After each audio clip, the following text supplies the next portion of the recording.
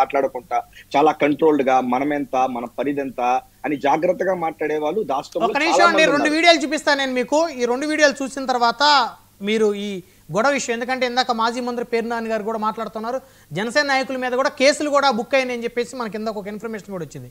First ఇంటి స్థలం ఇచ్చింది ఏ గవర్నమెంట్ జాబ్ ఇచ్చింది ఏ గవర్నమెంట్?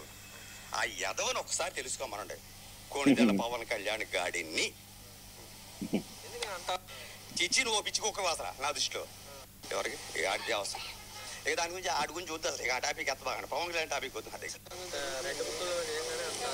అవును సార్, సామాన్యులకి ఇబ్బందిగా ఉంది, కష్టంగా ఉంది సార్ అది. సార్ చూస్తున్నాం ఇప్పుడు మరి పవన్ కళ్యాణ్ గారు కూడా అంటున్నారు ఈసారి 11 కాదు 1 పరిమితం చేస్తాం జగన్ గారు. ఆడి దేవసం ఆడ పిచ్చ నా కొడుకు ఈసారి ఆడి గురించి మాట్లాడాల్సిన అవసరం కూడా లేదు నాకు.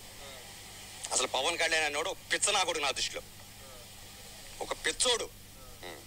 అంటే విమర్శల వేరు, జుగుప్సాకరంగా ఎదుటి వ్యక్తిని రెచ్చగొట్టే వేరు. ఇప్పుడు అక్కడ చూడండి, ఇప్పుడు ఆ తర్వాత ఆడు చెప్పింది ఏంటంటే తాగున్నాడంట.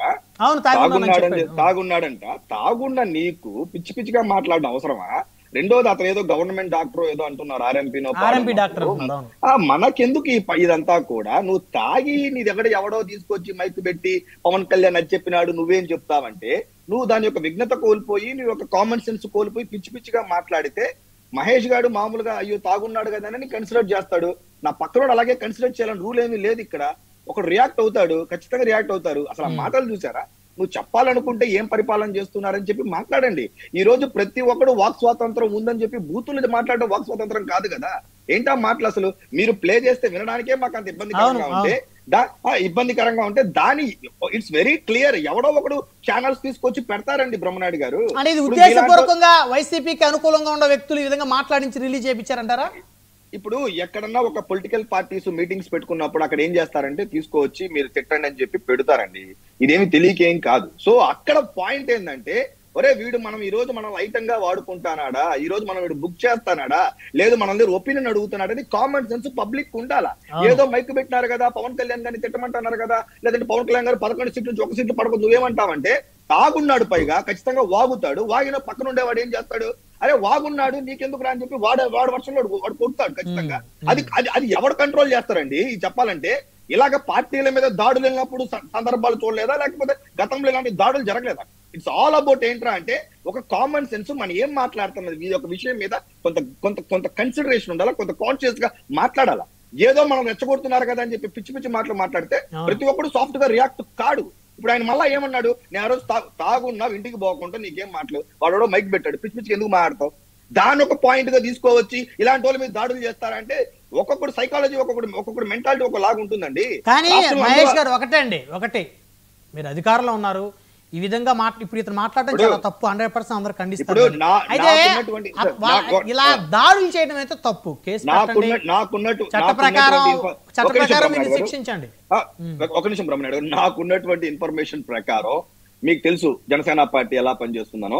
ఎవరో పాపం ఆయన శ్రీనివాస్ అనే అతను ఎవరినో తీసుకోవచ్చి ఒక వీడియో బయట వచ్చింది, తీసే వీడియో కూడా బయట వచ్చింది. కాబట్టి నాకు తెలిసి ఈ రోజు ఈవినింగ్ లోపల ముందే మా పార్టీ రెడీగా ఉంటుంది. ఎవడన్నా ఎక్స్ట్రాలు చేస్తే వాళ్ళని ప్రోత్సహించి రెచ్చగొట్టి కమాన్ ఇదే కరెక్ట్ ఇదే ఎల్లు అని చెప్పే పరిస్థితి మా పార్టీలో అయితే ఉండదు. కాబట్టి అతని ఖచ్చితంగా అతని మీద క్రమశిక్షణ చర్యలు, ఇందాక మీరే అన్నారు వాళ్ళు ఏమంటున్నారంటే మేము దాడి చేయలేదు, మేము కొట్టలేదు, ఆయన గట్టిగా నిలదీస్తే క్షమాపణ చెప్పాడు, మేమే కొట్టలేదు, ఎంక్వైరీ చేసుకున్నాం అంటున్నారు.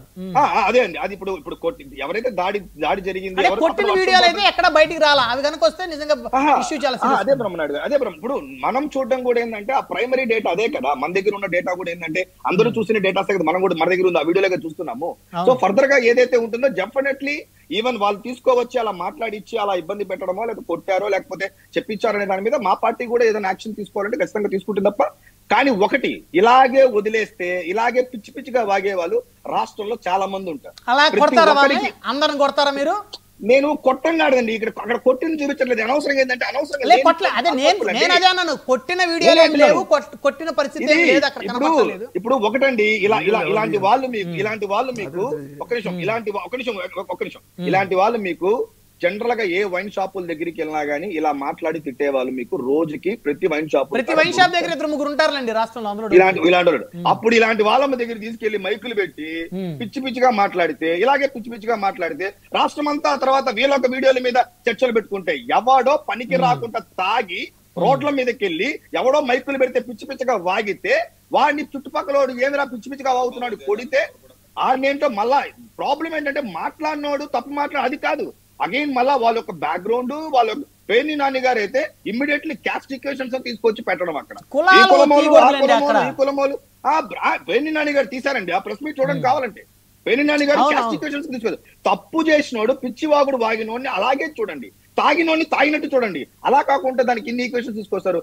కాబట్టి ఎవరన్నా ఏంటంటే ఇప్పుడు పాప మన వైఎస్ఆర్సీపీ కార్యకర్త కాదు కూడా తెలియదు, వైఎస్ఆర్సీపీలో మెంబర్షిప్ ఉందో లేదో కూడా తెలియదు, పాపం అతను వైఎస్ఆర్సీపీ పని చేస్తాడో లేదో కూడా తెలియదు, ఏమీ తెలియదు. అనవసరంగా ఎవడో తెచ్చి మైకులు పెడితే రెచ్చిపోవడం వల్ల ఇలాంటి పరిణామాలు వాళ్ళు ఖచ్చితంగా ఫేస్ చేయాల్సి వస్తుంది. ఇది కరెక్ట్ కాదు బ్రహ్మనాయుడు గారు, ఇది 100% కరెక్ట్ కాదు. ఎక్కడో ఎవరో మీడియాల కోసం, వాయిస్ కోసం, లేకపోతే వ్యూస్ కోసం పార్టీని రెచ్చగొడుతున్నాము, ఈ రోజు మనల్ని వాడుకుంటాను అనుకుంటే అతను ఎవరండి? అతని గురించి మనం ఎప్పుడైనా మాట్లాడామా? పోనీ అతను ఎవరన్నా వైఎస్ఆర్సీపీ వాళ్ళు ఎవరన్నా ఓన్ చేసుకుంటున్నారా? దాడి చేస్తారంటున్నారు. దాడి చేస్తారంటే వైఎస్ఆర్సీపీ పార్టీ వాళ్ళు అతనికి ఏమైనా లీగల్ వెళ్ళి సపోర్ట్ ఏమైనా చేస్తారా? అసలు వైఎస్ఆర్సీపీ అతను ఓన్ చేసుకుంటారా? వాడు కూడా పట్టించుకోరు కదా. ఎవడో వాగాడు, ఎవడో కొట్టారు, ఎట్లా కొట్టారండి, ఎలా కొడతారండి? ప్రజాస్వామ్యం ఇలాంటివే మాట్లాడతారు తప్ప మా వాడండి, మా వాడిని ఎందుకు కొట్టారండి, మా వాడు మాట్లాడండి.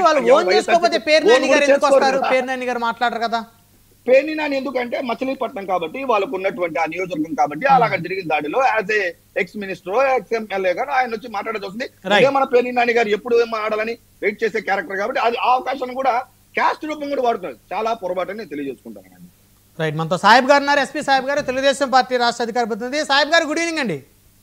గుడ్ ఈవినింగ్ బ్రహ్మనాయుడు గారు.